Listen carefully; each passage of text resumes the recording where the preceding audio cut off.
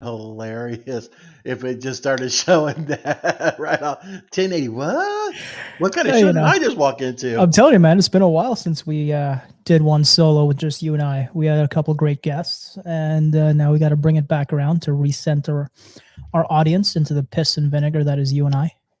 This is true, and we are now. Looks like we are completely live all the way around the spectrum of the social crap. So, Yeah, hooligan. So, what's on the docket for today, sir? well, I think we need to circle back, and as we're finding more and more information about the whole Colonial Pipeline, like we always do, all the information you first see is never the full and complete story. So, definitely want to circle back to that. Let's talk, of course, more and more about ransomware because why not? And what CISOs are winning from the federal government. Oh man, you just want some piss and vinegar from me today. I mean, I think that we are in prime time for fear mongering and wartime profiteering. Just this morning, I saw a salesperson from Kaseya, my favorite vendor of all time, talking about Colonial could have avoided paying a $4.4 million ransom if they had dark web monitoring. Let's be honest, it wouldn't have done jack shit. Did this person actually read the news? No, he's making his own news. He's a Oh, creator. He's got a LinkedIn Live now. oh boy, one of those guys. Yes. So, I mean, let's dive into it because, all right, the colonial of court of. So let's just say with a big asterisk. Let's just start that off right now. This is still new. We're still trying to go down this rabbit hole. Even with SolarWinds, they blamed a VPN, or not FTP server with a password of SolarWinds 123.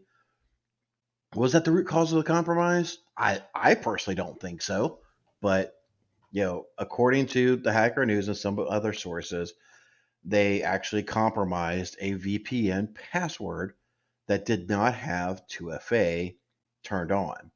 Um, Is 2FA some new technology that was just released in the last few months? no, no, not at all. But even though Biden's executive order makes it sound like it is, though, it's that new fandangled two-factor authentication. Now, I mean, it's most partners that you use, most technologies that you use have some form of 2FA. Most of them are Google Authenticator. Even as much as I've beaten up on Ring and stuff like that in the past, even they have 2FA on their garbage. I mean, but most firewalls don't support it. Most Well, in all consumer. fairness, the real world has to deal with legacy systems that they were too cheap to upgrade 15 years ago, which is why they're paying the price now. But it's okay, they're legacy systems.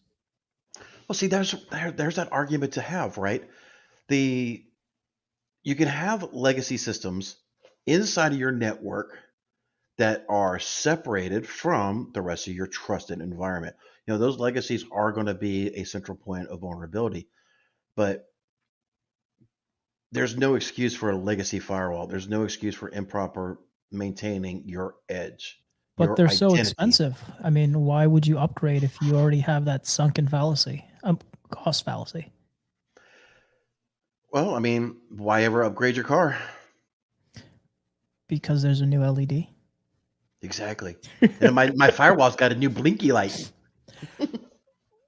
Another part with the Colonial Pipeline is a lot of people are talking about the SCADA systems being the ones that were breached, which is untrue based on all the public facing knowledge. It was their billing system. So I think there, I think information is rife with inaccuracies in reporting. And I think a lot of vendors and solution providers are using this fear mongering to sell more services in that is actually not going to be beneficial to any of these companies. Because you and I both know, me, the pizza tech down the block, we can all use the same tools. No vendor's going to say, no, we won't take your money. The real value is in the team that's putting the solution into play. Is it going to work? Is it going to line up with the security that you need? And unfortunately, There's not a lot of that in our industry. And now I hear a lot of people banging that drum saying the government has to step in and do things. Well, let's take that apart for a little bit. I don't think the FBI or the DOJ has jurisdiction in Russia or China. So They what don't. exactly are they going to do when Yeah, a company's not going to secure themselves? If you don't take the first step, there's nothing the government can do for you. exactly. And I think it's the FBI did a bad precedent not too long ago when they went into the municipal or into networks inside of Texas and started to. That's a funny way to say it. They went into networks inside of Texas through a warrant and said, we're going to secure these Microsoft Exchange servers because they have vulnerabilities. You and I have speculated there's probably some really interesting information inside those networks. That's maybe why they were targeted. Maybe they knew something, of course, that we didn't. So that's why they wanted that information to be able to get root access into those Exchange servers to go through it. But reading through this article that we have from CSO Online, uh, you got to, of course, register to read the entire thing. But what if you go in and actually register and take a look at it? Correct me if I'm wrong, but the 30,000 foot view that I'm getting from this thing is CISOs really don't want to take responsibility for shit anymore. They just want the federal government to do it, and I wonder how much is because of what the FBI has already done. In the CISO's defense, 99.9% of them are absolute fucking idiots. They took a CISSP course out of SANS, which is a fantastic course, but that's about testing well. That's not actually about doing anything effectively, right?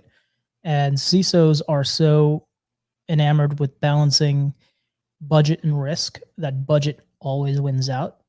So Hmm. they believe that the government can save them. And that's not true, because if you're putting RDP open on the internet, if you're not using MFA, it doesn't matter what the government does. Well, I mean, not even just CISOs. I mean, I had two. Well, I mean, I had a number of them, but at least two of them last week of my new incident response cases that came through. Two of them said verbatim, "How about we call the FBI and see if they'll pay this ransomware note for me? You know, what do they have for that? Can they, help us out with this?" I'm like, "Yeah, they can help you out. They can come in and start seizing all your stuff and start looking at all your data." And we still have one client as of right now. 6 months later, the FBI still has their servers with exactly no freaking ETA of when they're going to get their crap back.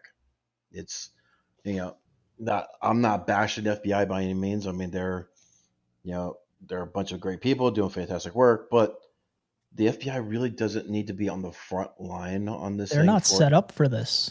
Mm-mm, they're not. There's going to be a learning curve for them to be able to jump in, do their imaging, grab their forensics, and get the hardware back to people in a timely manner so they can resume operations. Hmm.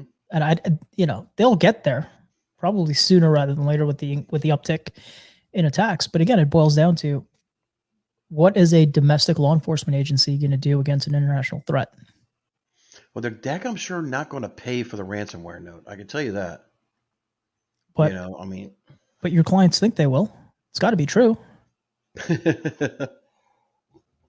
we definitely need to have a conversation here soon about actually insurance, but I don't want to dive on to all that. But you know, a lot of companies are really misled about who is there to protect them, who's there to save them in the event of an incident, whether it's ransomware, PCI, whatever the case is.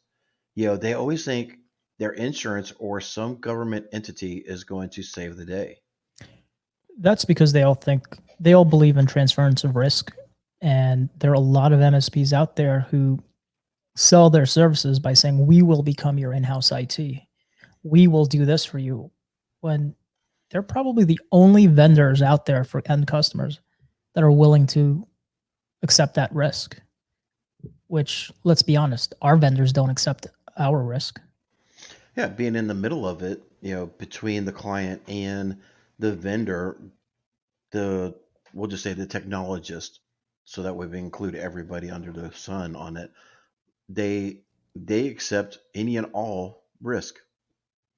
Whether the cloud provider or the SaaS provider of the software, whether being on premise or whatever, they'll say it's environmental, it was improperly configured, your firewall wasn't configured properly, and then your firewall folks will say, no, it was configured properly, but there was poor code execution.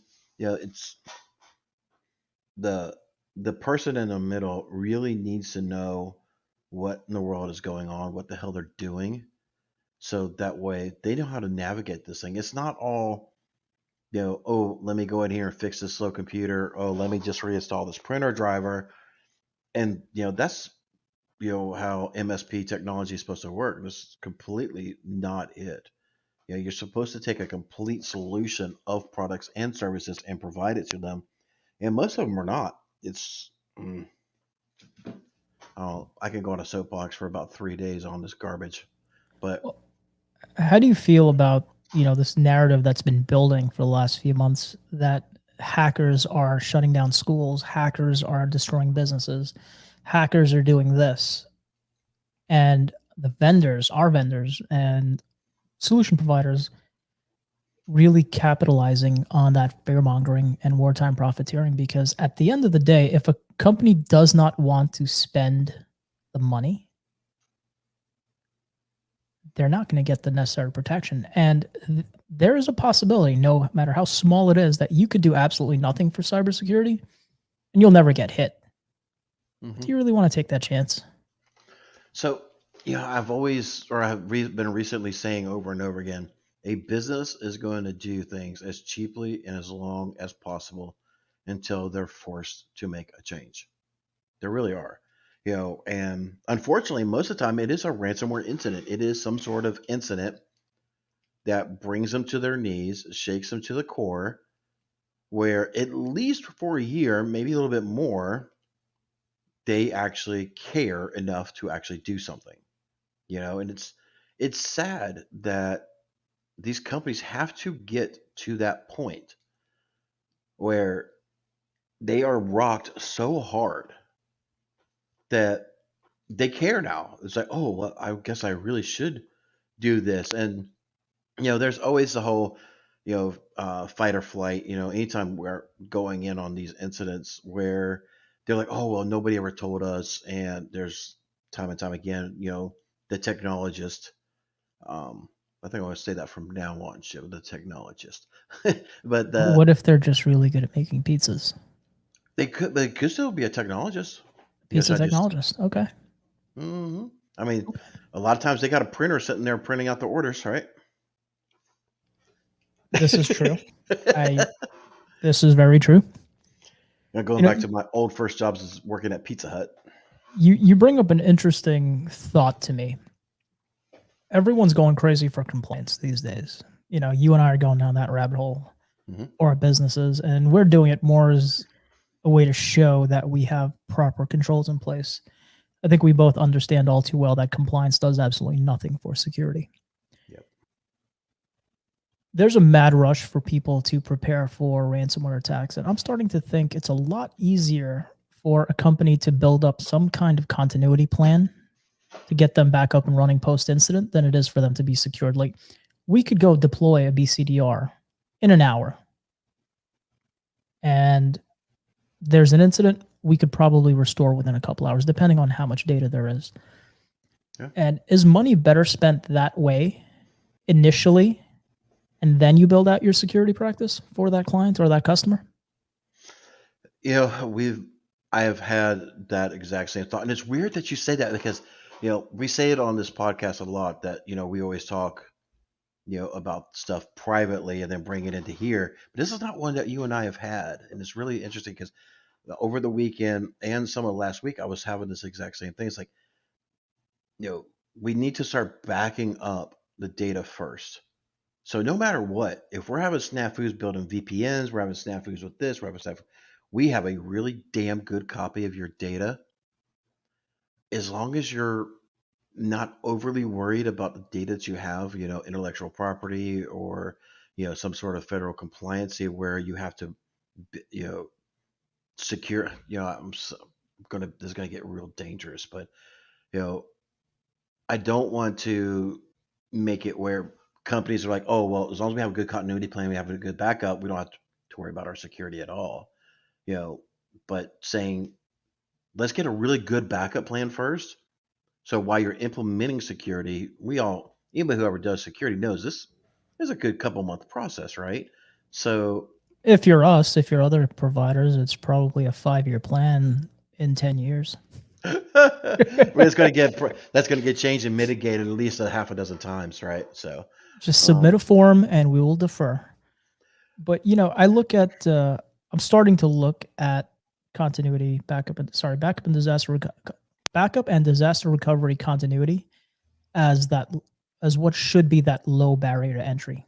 Get that in place, get a good backup, ship it off site, test both of them, then get started on your cybersecurity.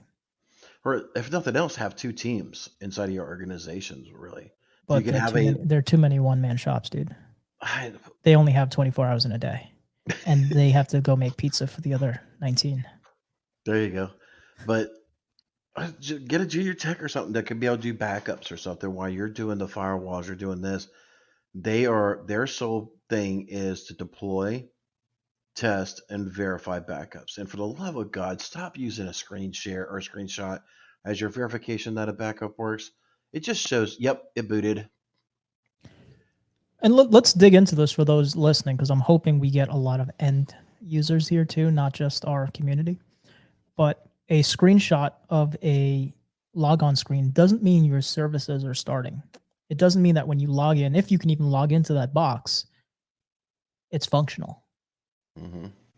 So that's where it takes time to restore, log in, check the services, and there are backup solutions that will do that for you. But when a backup is as important as it is to me, I would manually test it every time. Now, I'm not saying you got to do it every day. You probably should, but at least once a week, because you never want to be more than a week behind on lost data. Hmm. Although you should be backing up every day.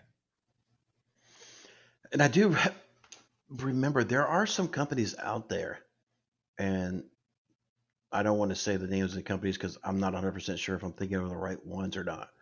But I knew that their solution to the whole, log on screen was to create a script where it would log in and show you the desktop and show That you the is, services. Datto does that, Acronis does that, and I believe SolarWinds does that. So, question for you.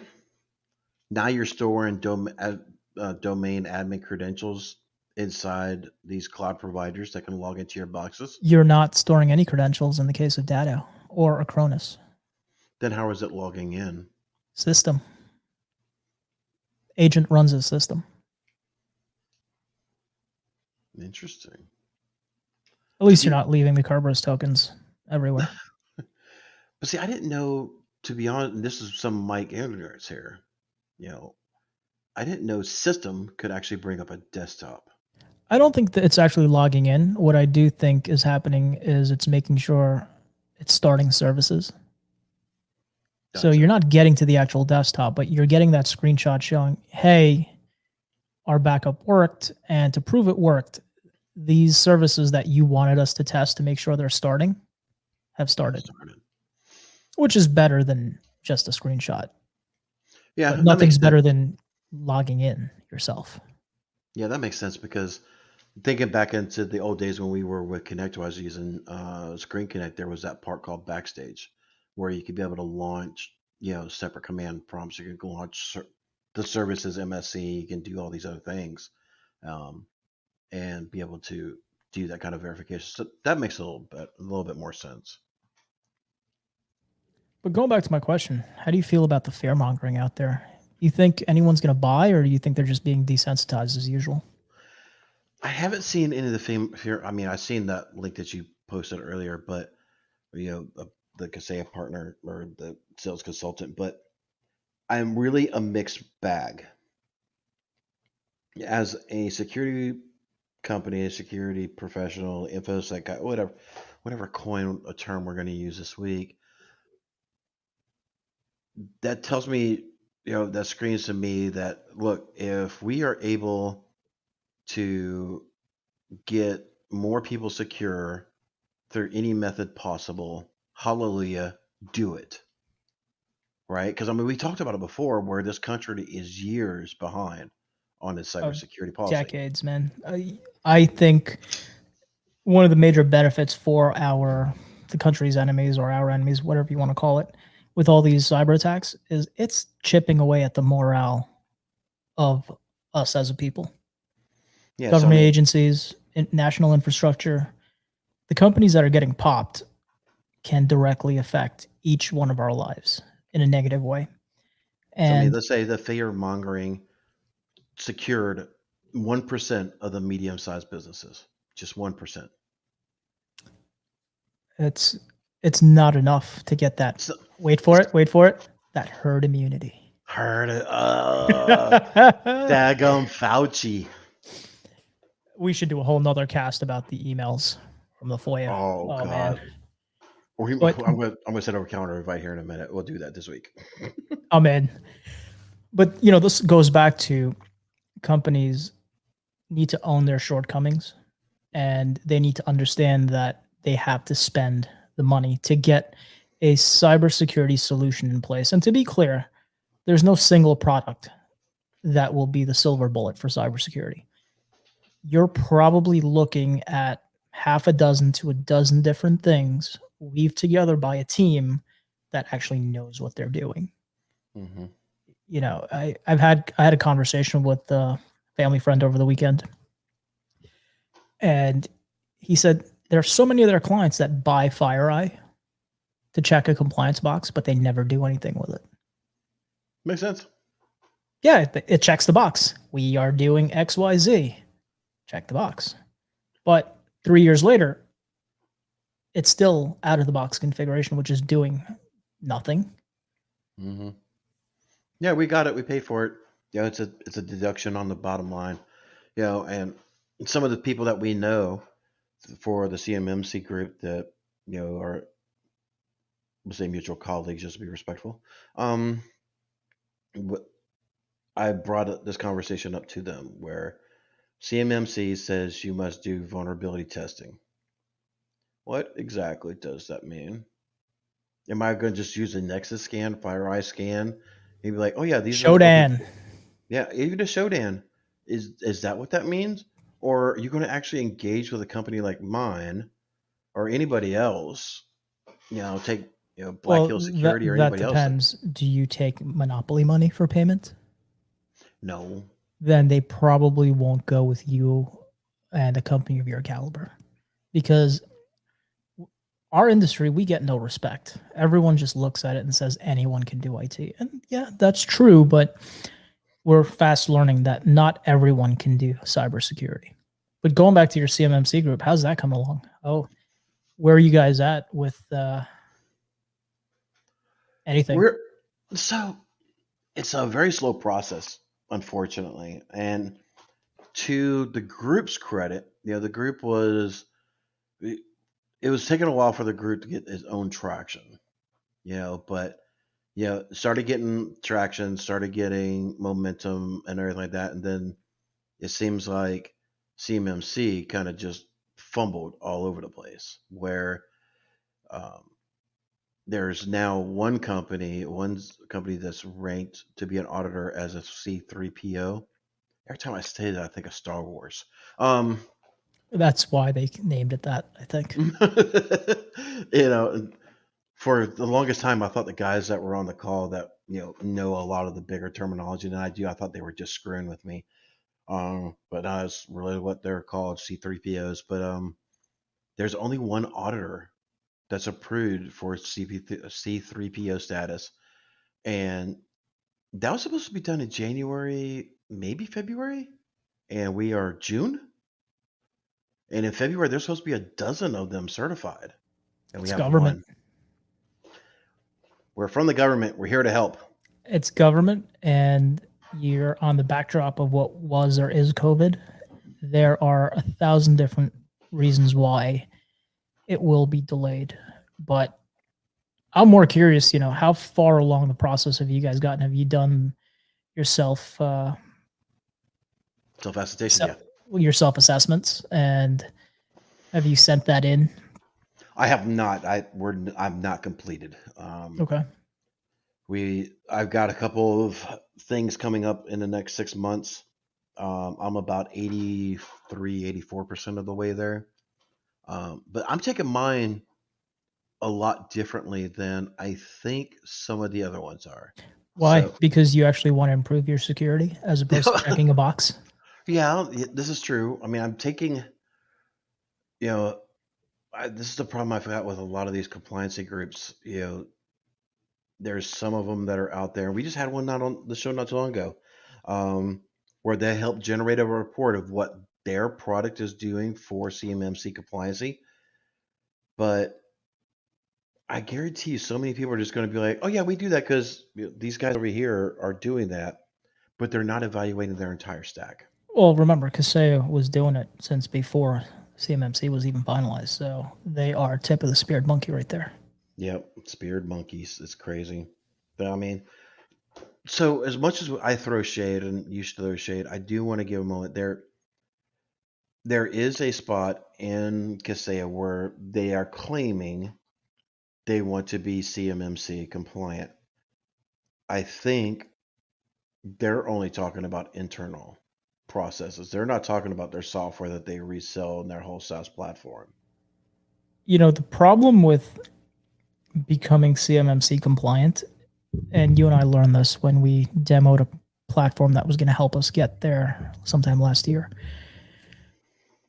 You can look at a control and you can just say, I accept that risk. Hmm. And now that box has been checked. And I joked around with the person from that company saying, so you can tell me, what you're telling me is I can literally go through an entire compliancy, say, I accept the risk, and now I am compliant, which takes us to the point. And we had a couple of really smart guys on the podcast recently. Vince Chrysler, former CISO of the White House and CEO of Dark Cubed, and we had John Murchison, former NSA operator and now CEO of Blackpoint Cyber. Mm-hmm.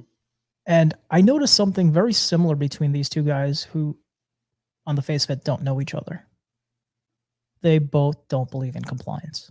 They both think it's just a exercise to generate paper. And I'm paraphrasing here, so please, I'm putting words in their mouth. Anyone who wants to go cry to mommy. They were more focused on improving and increasing their security posture than they were printing paper and clearing a rainforest. This is actually true.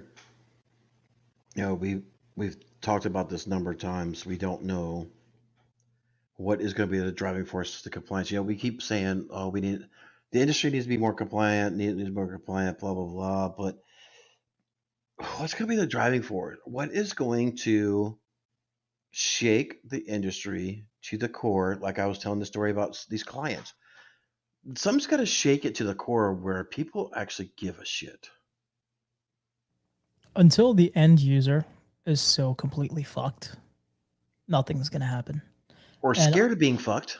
no, and I'll tell you why I say that, because who's had more massive breaches than Experian? Let's see. I don't know off the top of my head. I mean, Experience a pretty. I mean, Wells Fargo had a good number of them. Yeah, but Wells Fargo got popped because they were defrauding their own depositors and charging them fees up their ass. Experian had 2 or 3 multi-hundred million person breaches of records within the last 5 years. What's happened to them? Not a damn thing. I mean, maybe a couple $100 million fine, which to you and I is life-changing money. To them, it's Sunday. Yeah. Or Sunday morning. I mean, heck, I think maybe people from the presidents of these social media companies have been probably brought up to Congress more than those Experian folks are. Well, they have more money in lobbying, I would say. True. And they run the credit markets in some way, shape, or form. Yeah. Did you take? Go ahead. That's a really good question, though. I'll be quiet for a second so you can ask your next question. But I don't know if there is anybody who's gotten more vulnerabilities popped on them than Experian. I have to look Not that up. just how many not just how many records were breached, but how many times it's happened. It's been a Yeah. couple times. I want to say there are some municipalities down in Florida that will at least match the frequency or the number of it, but definitely not the impact. No, but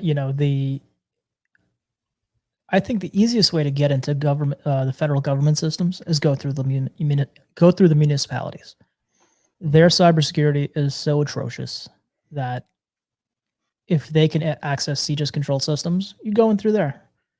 You know, you have members of the staff who sell access or barter access away, or they probably insert more USBs than PNY. Yeah, yeah. You and I got we'll just call him Grumpy Old Man, uh, a friend of ours that we both know, and it reminds me because he's got a municipality that he takes care of. And I think he or somebody in that group was talking about how their siege system was completely unprotected. Like you could walk by this terminal, not log in at any given day or time, and do any lookup you want. Worse than that is he has raised that issue to them over and over, and they just don't give a shit. Yep. Now, I'm just like,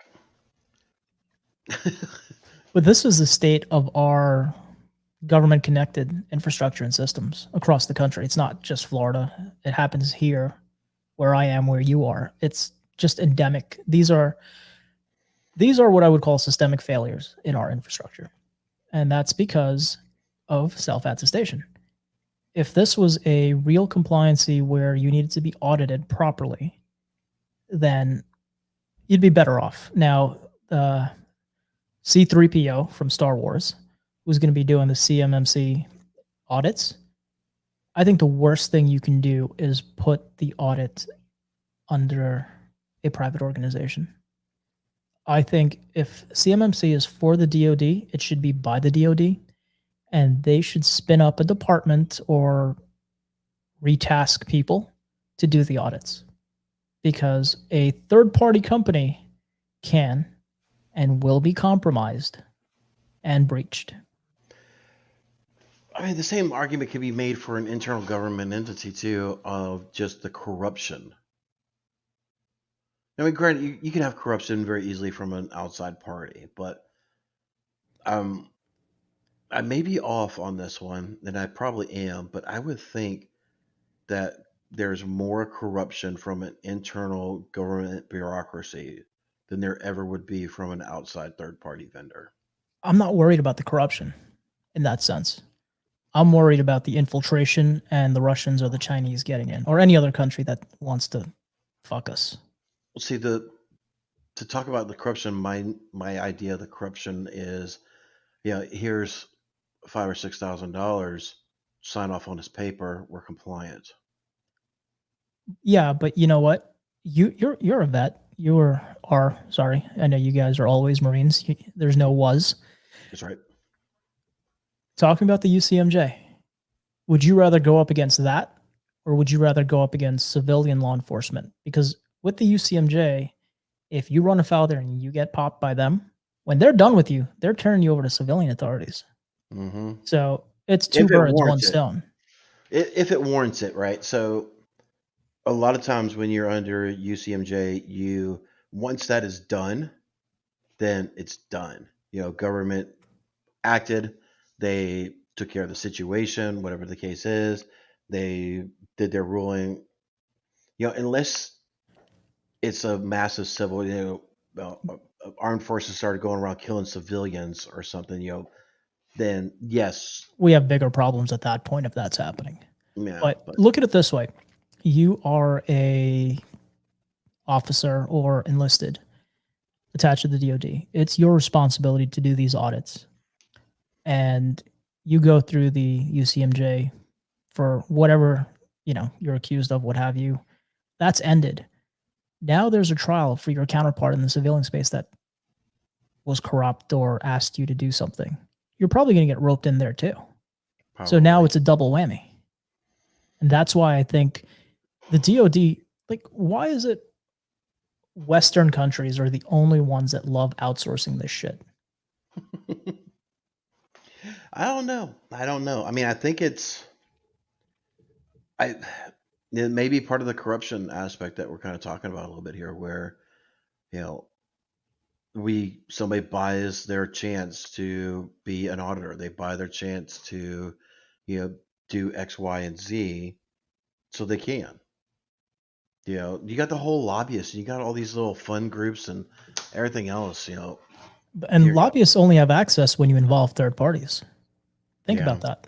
So I think it should be one of two things. The DoD does their auditing and accreditation for CMMC, or they don't do it at all and stick with the self-attestation bullshit that they have. But then what's the point of the CMMC if we're going to go to self-attestation? Because we've already got that with NIST. Well, that's what I'm saying. I think it's a colossal waste of time and resources if you're letting a independent third-party company do your accreditation, your auditing. How long did it take us to design the F-35? What was it, 6 years? No, it took us less than 5 years to lose it to China. And that's my point, right? There was a time that never would have happened, or if it happened, it would have been disinformation. And when they pulled up on the yoke, they would have been doing nosedives. But it's systemic failure for cybersecurity that has trickled over into the civilian space. And my concern is that, again, I keep going back to this, that the companies are just not going to own their mistakes. They're going to keep kicking the ball down to the insurance companies, to the government, to anyone else.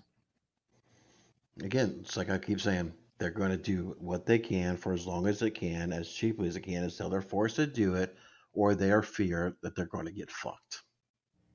There should be a punitive damage for every breach. Make it $1,000 or $10,000 for every record that gets popped. But we're going to get into one of my hot topics here, or hot button topics.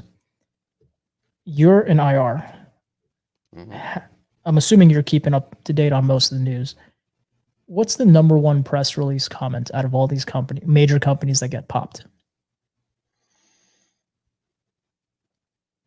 I mean, you got everybody's talking about some sort of intern that caused the whole breach. Worse. Every one of these companies, the first thing that comes out, there's no indication that any data has been exfiltrated. Yep. Well, you know what? You don't have access to your systems. They were probably in there for 2 to 3 weeks beforehand. Why don't we define a breach as unauthorized access? Because that's what it is, right? Exactly. And sorry, I'm getting pinged here at the same time, but of course you have no indication because, like you said, there's no logs. These ransomware guys and gals, not trying to be whatever, but these ransomware folks are clearing logs. They're clearing logs out of your firewall if they can get it. If you've got a NAS device, and they know how to breach into that, they're clearing the logs out of that, all your domain controllers, out of your workstations. They're clearing. When you bring up your event viewer, it will say deleted item, deleted item, deleted item. Yeah, there's no logs because you don't freaking have any. And you know what the beautiful thing about that deleted log is? They're replacing the log. They're overwriting the log data, which makes retrieval even that much harder. It's impossible. Because you're not recovering. Well, I wouldn't say it's possible, but you're not trying to recover lost data. You're trying to recover overwritten data, which makes it a metric F-ton more complicated. What else are you seeing out there in the land of incident response? As DarkSide is going quiet, and I will say this again, for the love of everything sweet and holy, DarkSide was not taken down by a government entity. Were they disbanded? I don't think so. There's definitely some operators still working there. Are they as prevalent as they used to be? No. Will they come back? More than likely. But anyway, there's a lot of actors that are starting to come more and more vocal that we haven't heard from in a while. And you and I kind of joke about it a little bit, and I made the kind of comment that I really am starting to wonder is if you don't have taking the think or if you think about the movies that you walk into an office space and it's just that big open area, right? And you just got these pods of people, like those big tech companies. I almost want to know, are those ransomware groups like that? And you're just in a pod, so you're dark side, you're this pod, you're net walker. I mean, I think you're 1,000% correct. I think they're grouped by nation. If you're any of the Russian groups, you're all it's one big massive group. The persistence is there via a handful of things. There was Emotet, there's TrickBot, there's Drydax and other ways to get in. And depending on who's in the news recently, and if they want to spread it out to other groups, they just choose the tactics and techniques from someone else. The persistence is there. yeah. And it makes, it's a lot harder for intelligence to track multiple groups than it is to track one. And I think there's a huge disinformation campaign in regards to how many groups there really are. So yeah, I think they're all sitting in cubicles on the same floor with each other. Yeah, it's really interesting to see that. I mean, it's when you have things like that, I mean, we're being a little facetious, but you know, when and you have companies that have CISOs and they're wanting the government to fix all this, there's no way that these guys are going to do that. I don't know, man. It's just, Well, have you read that? Have you gone through that article? I know I sent it to you a little late in the day, I have not. but the CISOs don't even know what they want the government to do for them. They just want the government to do something. And I'm sorry, but you can't just fire a Tomahawk missile at this problem. Mm-mm. I mean, are they wanting more, like we mentioned before, of the whole exchange situation, where they want the FBI to look at Shodan reports and stuff like that and potentially fix public vulnerabilities? No, I think what they're looking for is for the government to shut down the evil operators, the hackers, and all the bad guys that are, a stain on the existence of small business who just doesn't give a shit about their customers to actually spend money securing them. And that's the narrative, right? It's look at these little guys, look at these companies, they have to pay all this money. Well, you know what? You know what would have been cheaper than 4.4 million? MFA. Mm-hmm. And not even using the ID agent dark web scanning, which I think is a hot steaming pile of bullshit, but whatever. Yeah. And then one thing I had a conversation with some folks over the weekend myself is, when you start taking a look at least from a global threat and a global market standpoint, I get the point that U.S. based companies are competing with a global market that will make it cheaper, sometimes better, faster than we would. So,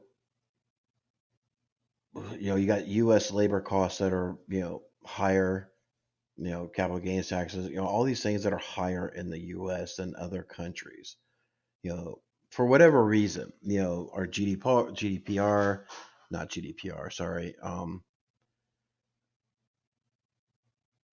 everything's just high. I'm having a brain fart. Sorry. So, I mean, everything's higher here in the U.S. than in third world countries. So it's hard for them to compete on profitability. So, I mean, I get that to a certain degree too, right? So, there's no right answer for a lot of this stuff. I don't know what it's going to be when you actually start factoring that mentality in there. Sorry. I think it's going to take time for us to undo the decades of globalization and outsourcing. It's not something we can fix overnight. And some people to say, yeah, we can do anything we want here, but okay. You still have to buy your natural resources from China, from Russia. we don't really own anything outside of the continental US. Yeah, But we're a state of consumption. oh, absolutely. Now, one thing I wanted to talk to you about, did you see that Mandiant and FireEye are splitting? Did not see that. So I'll send you the link right now so you can throw it up. It was announced last week, and I look at this as Mandiant saying, I don't give a shit what type of services you have or you run. You still need the people behind the scenes to do the incident response. And, maybe this article in itself is biased to that opinion. This is interesting, man. I think I'll. Wow. So they're staying standalone as a services business and getting rid of the technology part, which really underscores you need that human talent, which is why I think you're so good at what you do and why I think I'm so good at what I do. But hell, I think I'm great at everything I do. Yeah, and I mean, this really, we beat up on this before, but this really drives home the conversation that we've had. Um, the difference between human intel versus machine AI, machine learning, whatever term that you want to use. Um, it's this on the. I have to read through this, but on the surface, this kind of makes me want to jump and down for joy for a little bit because while they're getting rid of technology and potentially the advancement for quicker response is from what I'm thinking I'm reading from this.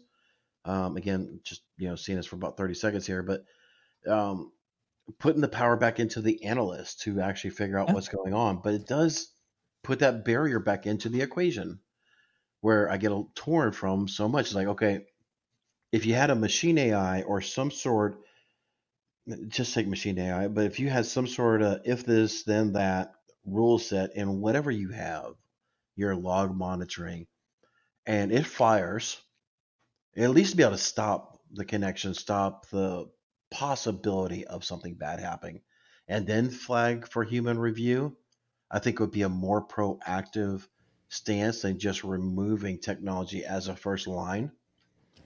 I don't Well, know. I think what Mandiant is doing here is saying, I don't care what you're using.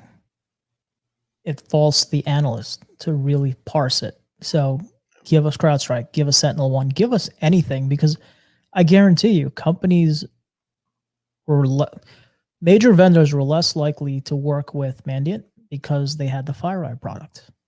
But now that they're going to be by themselves and they are software product agnostic, Hmm. they will get a lot more business out of this. And let's face it, the two top guys when you're talking, 6, 7, 8-figure ransoms, you're looking at CrowdStrike, you're looking at Mandiant as far as the IR goes. Yeah, I mean the one that I haven't seen in a while is Kroll. Those guys are pretty big. Coveware is pretty big, but Yeah, I but don't think. Kovler's on the shit list for DarkSide and company. But that doesn't matter because Darkside's not around anymore. They've been disbanded, right? Yeah, but they're still there. Exactly. They'll be Um, side dark now. there we go. Darkside. Yeah. You have Evil Corp and you have Revil Corp. It's all one big game of musical chairs, man. Yeah.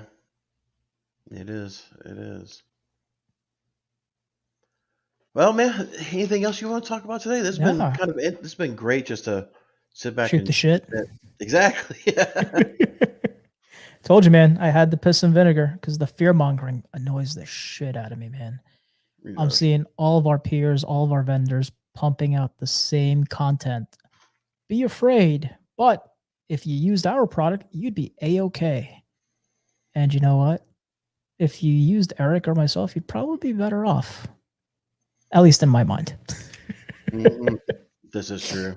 It just goes back to the whole supply chain hacking thing with SolarWinds. Everybody was quick to jump out. It's like, oh well, we stopped supply chain hacks. If you were using us, you wouldn't have that problem. Yeah, shut the f up. You just don't know you have that problem because I don't think SolarWinds was the only one. Mm-mm. They all got popped. I said it before, and I'll keep saying it. SolarWinds information keeps changing, keeps coming out. Or actually, a little overdue for some more updates from that clusterfuck. I think, the shortened news cycle that we have, there are too many other things. You had the USAID phishing breach from last week, which was done by, is it Nobelium? Yep, Nobelian. Who is supposedly the SolarWinds guys, even we don't know who the SolarWinds guys are because you had multiple nation states popping. But Biden said it was Russia. Dude, have you looked at attribution by most of the recent attack? The government's not coming out and saying anything. It's third parties saying the government says it's this guy or that guy, or sorry, this person or that person, because we have to be politically correct with equal rights. Hackers can be ladies or men or whatever they identify as. I know that's going to get me in so much fucking trouble.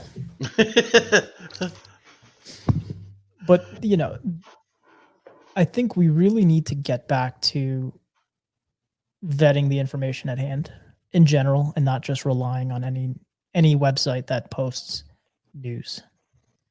So, anything else? Nah, man, this has been great. We definitely got to start doing a little bit more of these and some of the interviews that we've been doing lately. I don't know, man. We had a couple good ones there. I learned a lot from Vince and John. Yeah, it definitely got us thinking differently about how we do some of our infrastructure and the monitoring of things, the separation of the layers and stuff like that. And I think that's good, right? Because you can't just keep doing things the way you've always done it. You're never going to progress.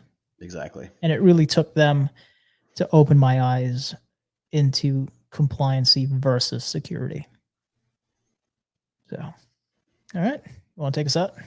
Absolutely. Once again, thanks everybody for joining us. Please like and subscribe us on YouTube. Please go to our podcast, subscribe there. Amplifiedandintensified.com is a new homepage for it. And you can be able to be directed right to the podcast where you can be able to subscribe and listen to us all the time. And until next time, take care. Thank you all. All right, everybody. If you're on social, which I don't think anybody is because it shows 0, thanks for hanging out with us. We don't see any comments here, so we won't do any Q&A or anything. But definitely follow Shiva, follow myself. The links are in the description. And we'll see y'all next time. Take care, y'all.